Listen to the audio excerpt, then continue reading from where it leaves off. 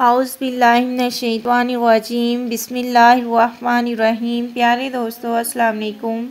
मैं उम्मीद करती हूँ आप सब खैरियत से होंगे।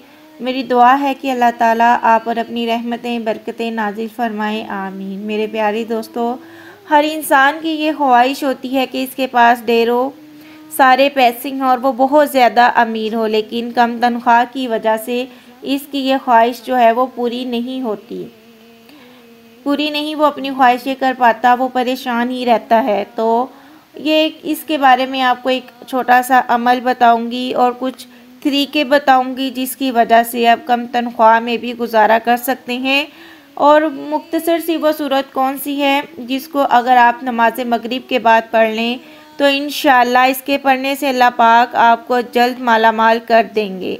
वीडियो का बाकायदा आगाज़ करने से पहले मेरी आप सबसे इल्तिमास है, हम जो आपके लिए इतनी मेहनत से वीडियोस बनाते हैं, बस आपसे एक छोटी सी रिक्वेस्ट है कि हमारे चैनल को ज़रूर सब्सक्राइब कर लें और बेल आइकन के बटन पर क्लिक करें ताकि हर नई आने वाली वीडियो का नोटिफिकेशन आपको बर वक्त मिल सके। मेरे प्यारे दोस्तों, अगर आप में से कोई भी तंगदस्ती का शिकार है, उसकी तनख्वाह कम है, घर में बेबरकती है, तो इस तंगदस्ती की वजह से वो परेशान है, तो उसको चाहिए कि मगरिब की नमाज अदा करने के बाद उसी जगह पर बैठा रहे। मतलब मगरिब की नमाज पढ़ ली है, फिर आप जाए नमाज पर ही बैठे रहें और आपने ये कुरान पाक की छोटी सी सूरत 13 बार पढ़नी है। आपने वो कौन सी छोटी सी सूरत है, सूरत इखलास को आपने सिर्फ़ और सिर्फ 13 बार पढ़ना है। अव्वल और आखिर आपने 3-3 मरतबा दुरूद पाक पढ़ना है, जिसके पढ़ने से इंशाअल्लाह अल्लाह पाक आपकी जो है तनख्वाह में बरकत भी डालेगा और आपके लिए ढेरों दौलत भी आपको अता करेगा इंशाअल्लाह। इस अमल की वजह से अगर आपकी कम तनख्वाह भी है तो तब भी अल्लाह पाक आपको गनी कर देंगे। आपने मुसलसल ये अमल जो है वो 10 दिन तक करना है। मेरी प्यारी बहनें, ये अमल अपने घर में मुसलसल 10 दिन तक कर सकती हैं।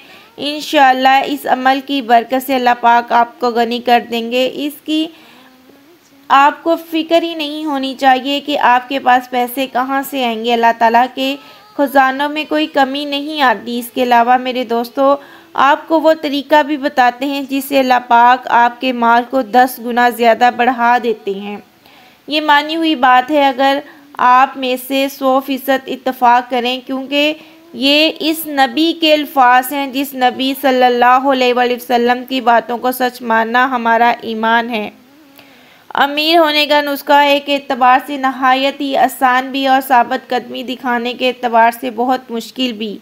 तो दोस्तों, आपको इस हवाले से चंद वाक़यात आपकी खिदमत में पेश करते हैं। दोस्तों, इस वक्त दुनिया के अमीर तरीन कौम यहूदी हैं। वो हमेशा अपने माल में से 20% निकाल कर खैरात कर लेते हैं, चूँकि अल्लाह का ये कानून दुनिया में सब के लिए बराबर है।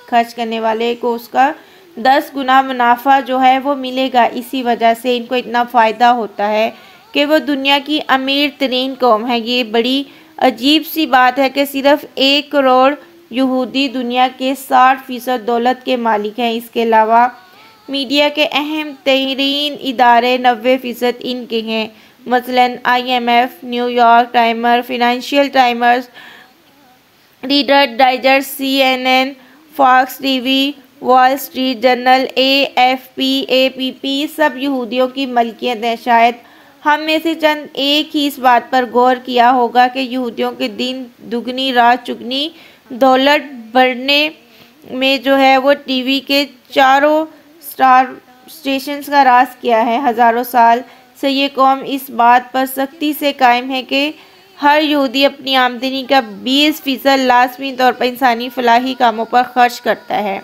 अभी हाल ही में फेसबुक के मालिक ने अपनी बेटी की पैदाइश की खुशी में अपनी दौलत में से 45 अरब डॉलर खैरात कर दिए।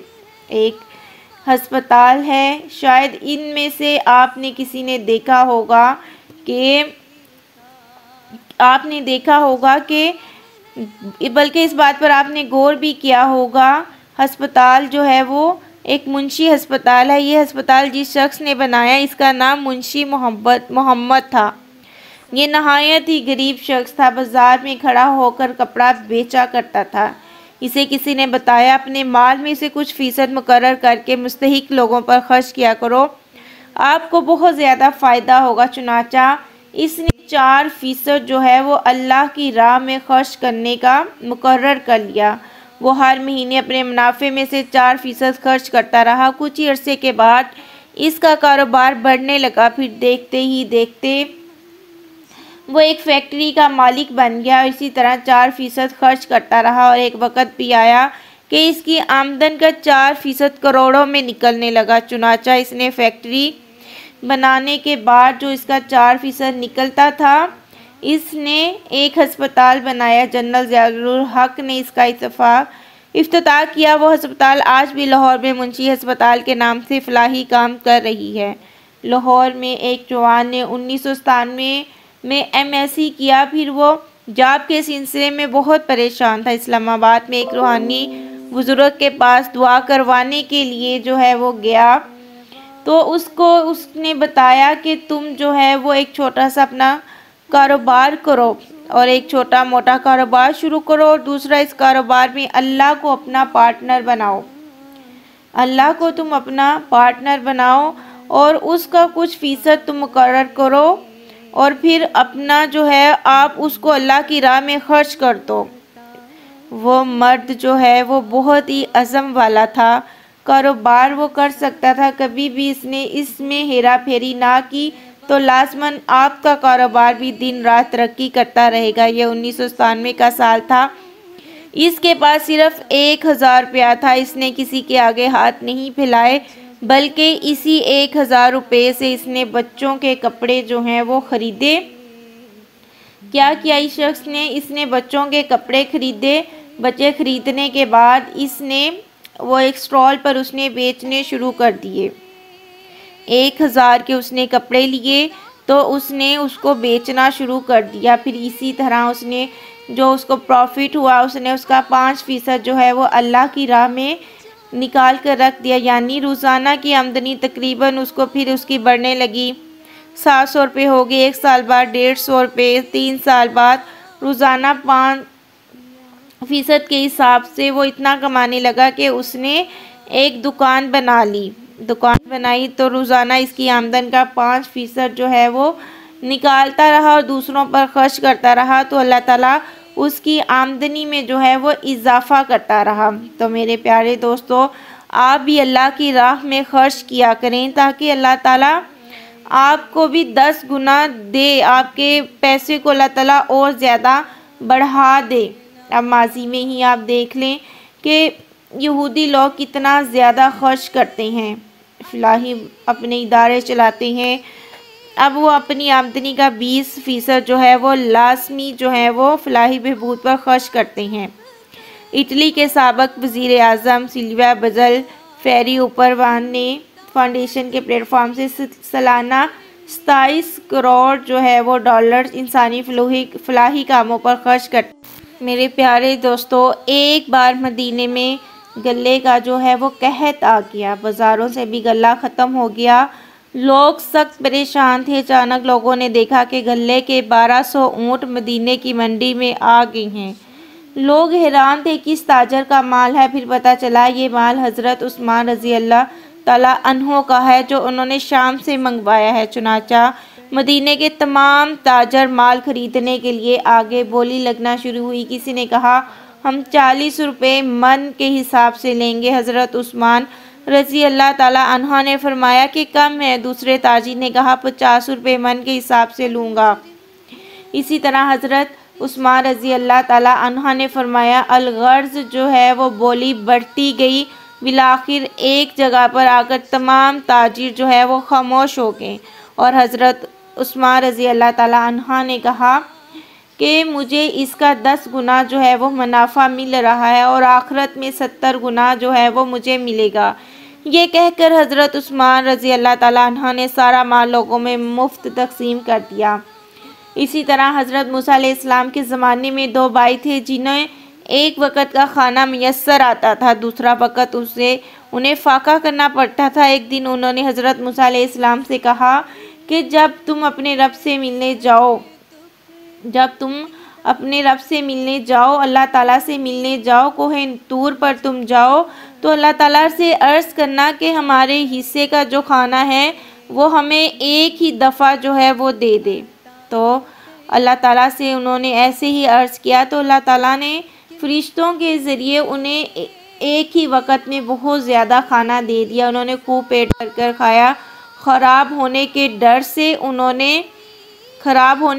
से उन्होंने बाकी जो उनका खाना था उन्होंने लोगों में तकसीम कर दिया। इसी तरह अगले दिन फिर ऐसे ही हुआ कि उनके पास बहुत ज़्यादा जो है वो खाना आया, तो उन्होंने फिर इसी तरह जो है वो अल्लाह की राह में जो है वो ख़राब होने के डर से जो है वो उन्होंने तमाम रिज़्क अल्लाह के नाम पर मखलूक़ खुदा में तकसीम कर दिया। अगले दिन फिर मलाइका के ज़रिए जो है इन्हें रिज़्क मुहैया कर दिया गया, क्योंकि शाम को फिर मखलूक़ खुदा में तकसीम कर दिया गया और रोज़ाना ही खैरात होने लगी। हज़रत मूसा अलैहिस्सलाम ने बारगाह खुदाबंदी में अर्ज़ किया कि या बारी ताला, इन दोनों भाइयों की किस्मत में तो थोड़ा सा रिस्क था, फिर ये रोज़ाना इन्हें बहुत सा रिस्क कैसे मिलने लग गया। निदा आई कि ए मूसा, जो शख्स मेरे नाम पर तकसीम कर रहा है इसे मैं वादे के मुताबिक 10 गुना रिस्क अता करता हूँ। ये रोज़ाना मेरे नाम पर खैरात करते हैं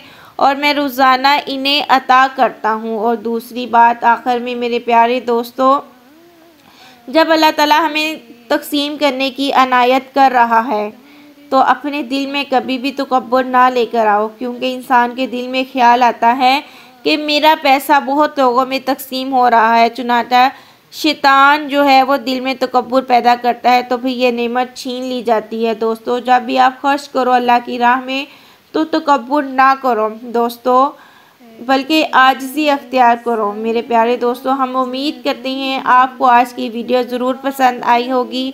अगर आपको हमारी आज की ये वीडियो पसंद आई है तो हमारी वीडियो को लाइक करें और सदका जारिया समझकर ज़्यादा से ज़्यादा शेयर करें और हमारे चैनल को सब्सक्राइब करें और बेल आइकन पर प्रेस करें ताकि हर नई आने वाली वीडियो का नोटिफिकेशन आपको बर वक्त मिलता रहे। मेरे प्यारे दोस्तों, अगली वीडियो तक के लिए मुझे इजाज़त दीजिए। अपना बहुत सा ख्याल रखिएगा। अल्लाह हाफिज़।